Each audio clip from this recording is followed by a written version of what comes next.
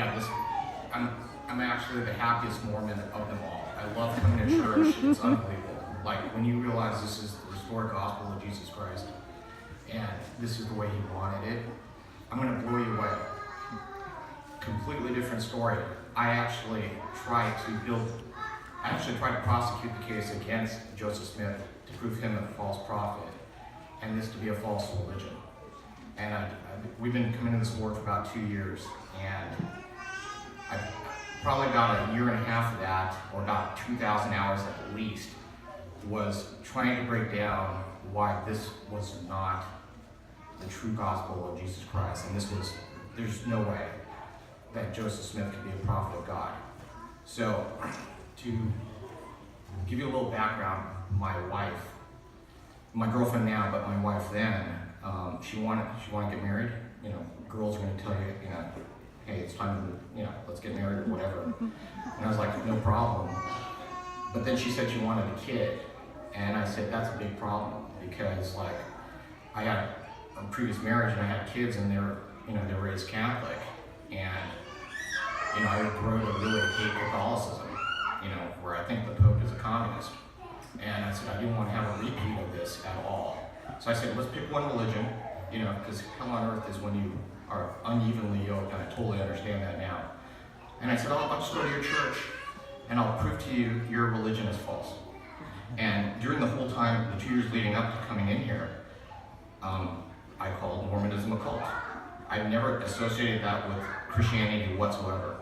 So I grew up very evangelical, and so some of the impressions that I was thinking of Mormonism was, evangelicals believe, or at least the church I grew up in, is that they believe there are little gods from other planets that came down to this planet when they died to go to, the planets they came from.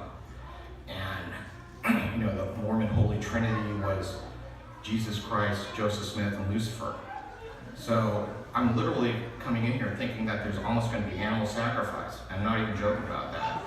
I was expecting to see, statues of Brigham Young and the pantheon of Mormon deity up here and an altar to Joseph Smith. And I just happened to come on a Testimony Sunday, and it blew me away. It was totally not what I was expecting.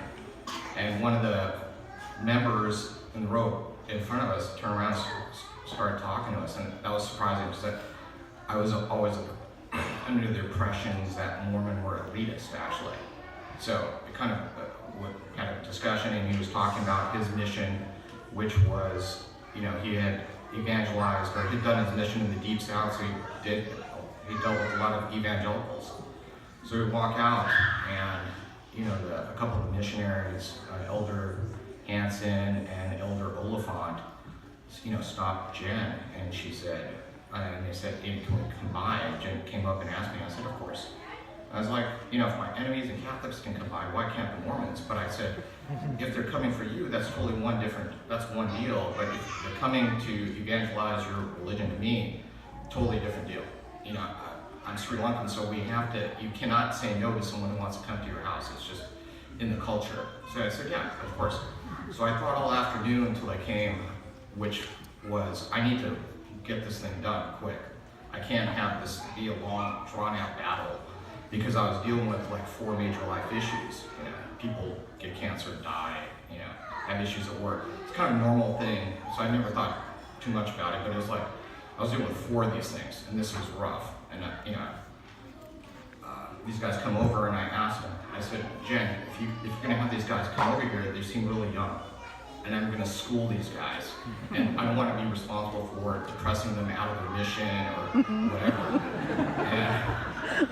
And so I said, you should get someone more senior. So Rob actually came that day, and after we greeted them in our culture, I said, they started off in prayer, and I said, honestly, I have a question. I said, God is in the soul-saving business, and that's why He gave us Jesus Christ, right? And they said, yeah. And I said, there was only one Jesus Christ. There's not hundreds of millions, or it's not like the Dalai Lama that reincarnates every lifetime. I said, yeah. So that means He has to go to, He's in the soul-saving, He has to go consumer, He has to go mass market, and He just picks Joseph Smith to go niche. And I said, this is the ultimate white privilege here. And so I said, you know, why did God wait 1,800 years to give version 3.0 to a white guy in the New World going into the wilderness when there's been 300 or 400 billion people that have lived during this time? And especially since there's no mass communication and mass transportation vehicles to spread this message, when we have human cloning, gene editing, and in this century we're going to have interstellar colonization. So you could have heard a pin drop when I dropped that question. In fact, the following week they kind of tweaked the curriculum in the beginner's class. And literally I went from that to absolutely this is the restored gospel. And the way the church, well, within a week of saying that, my life got blown up. I started getting major life issues, 5, 6, 7, 8, you know, within weeks. And I was having on the verge of a nervous breakdown because I couldn't figure out which is the number one issue. You know, is this issue A more important than issue B? I couldn't figure it out. And, you know, my mom got cancer in her uterus and they had to pull it. And that was the first time in my life where I had to, like, my mom always told me as a kid, if you face adversity, you always have to pray. And I wasn't praying, but at that point I had to pray. And I looked at my hand and was like, really, you know, I just knew I was in big trouble. And I would start to, you know, missionaries, I can't say no. If they want to come back, and they literally say, hey, can we come back at 7 o'clock on Thursdays? In our culture, I can't say no. I said, yes, of course you can.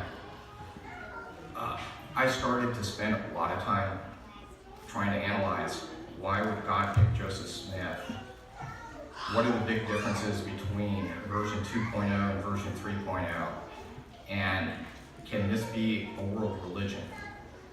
You know, so if I looked at the way the church talks about, you know, a spiritual uprising in upstate New York, I started laughing. Honestly, I said, this is a straight settler movement. So I already took out the fact that this is not a satanic cult because of the way the testimony was. But I'm thinking to myself, this is just a settler religion. This is a belief system that kept early settlers and pioneers going across the wilderness together and forming their society. But no way. But if you look at, you know, upstate New York, you know, tough, because I'm not born from this country, and that's kind of a niche play. But if you put Mormonism and Joseph Smith in the times of the history of this country, where this is the first country that ever was first of all a Christian country, second of all having the rights given by God, so you have complete free will. You have religious liberty, so you can pick a religion. All other religions, or the vast majority of them, are ethnocentric. You know, if you're Sri Lankan, you're going to be Buddhist. If you're Indian, you're going to be Hindu. If you're Pakistani, you're going to be, you know, Muslim. It's just kind of the way it was. And I was looking at, why didn't, you know, God pick someone from a colonial power, you know, like, you know, England, because they had colonization in Australia, China, all over the place, or even Portugal, Spain, someone on the east-west trade route, someone in the Middle East, someone hit Africa, a large population center, India, a large population center, China, but he didn't. He picked Joseph Smith. And, you know, the church talks about why, you know, Joseph Smith was looking for the true religion, but I was like, why would God pick Joseph Smith? Well, number one, you have to think that Joseph Smith is a winner, and God has to work in natural law and has to move his agenda forward. And not all people can be perfect in that situation. And I started to equate Joseph Smith to actually Moses, because he had led a similar ordeal, leading people into the wilderness, you know, away from persecution and whatnot.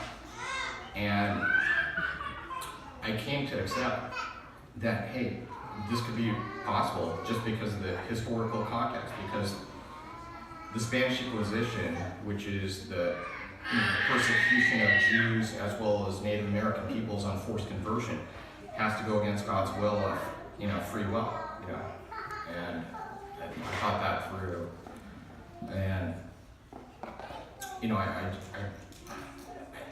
this is probably 1,000 hours just on Joseph Smith and why him, and man, what an amazing thing for not only him, but also those early settlers to, establish this religion. I have so much respect.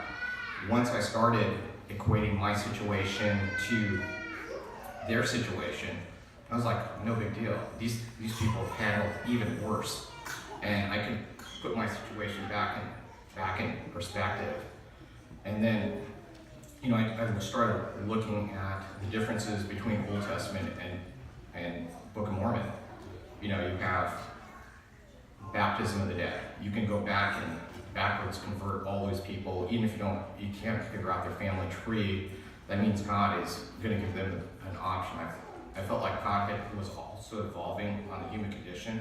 So in the Old Testament, it was eye for an eye, tooth for a tooth. New Testament is turn the other cheek. The Catholics have, purgatory. Mormons have level 4. And who wants to deal with issues in your family in eternity? You might as well address it now. Honestly, the most powerful concept in Mormon is eternal family. It just forces you to reprioritize decision making over a much longer time horizon. And what is the meaning of life? You come down here as a spirit, you get contextual relevancy, and you go back to heaven so you can better relate to God. Man, I can tell you, going through all these issues and, getting issues with my family on the various topics, I can totally understand God's position. I feel like God has the worst job imaginable because he has to deal with 7 billion people, all these issues, and he's got to put them all into, individual plans so they can make free will decisions. And what's the upside on that? Nothing. I just honestly, there's a much bigger plan that I'm not aware of. But all these people who want to be God are insane. They live forever.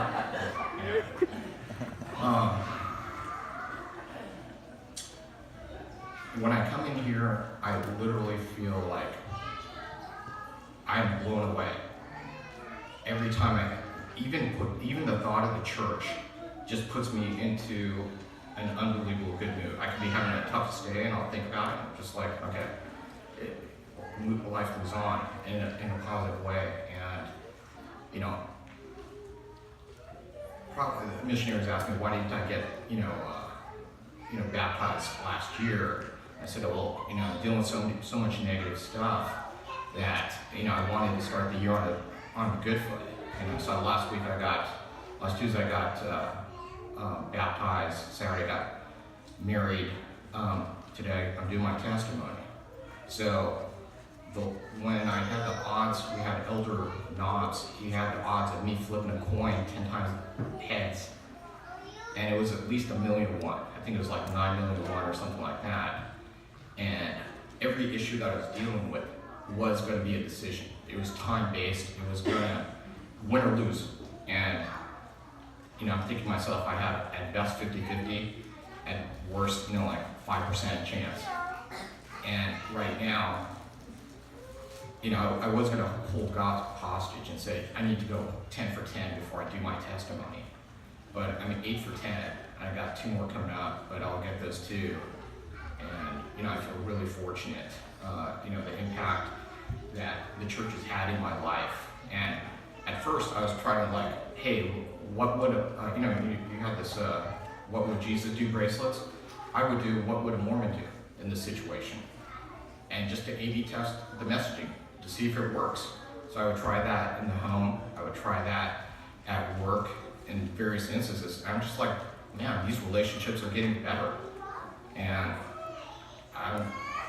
I'm so humbled, and I love everyone here, honestly, because you're able to spread this message. And the real chosen people, in my opinion, not necessarily Jews, because people are trying to persecute them for eternity, but it's really Mormons who grow up in this religion, because you just don't understand what other religions are. And I know a world religion because I'm from a Buddhist country. I've been to a yoga ashram in India. I've I've been to the Ministry of Religion in Egypt. I was married to a Catholic and an evangelical. The Church of Jesus Christ of Latter-day Saints is not a situation where it's incrementally better than other religions. It's actually so much better. It's like going from elementary school to a Harvard education, graduate. That's the difference. And that's my testimony. And thank God for Joseph Smith, the Mormons, the missionaries, everyone in this church that was patient with me. God bless you all.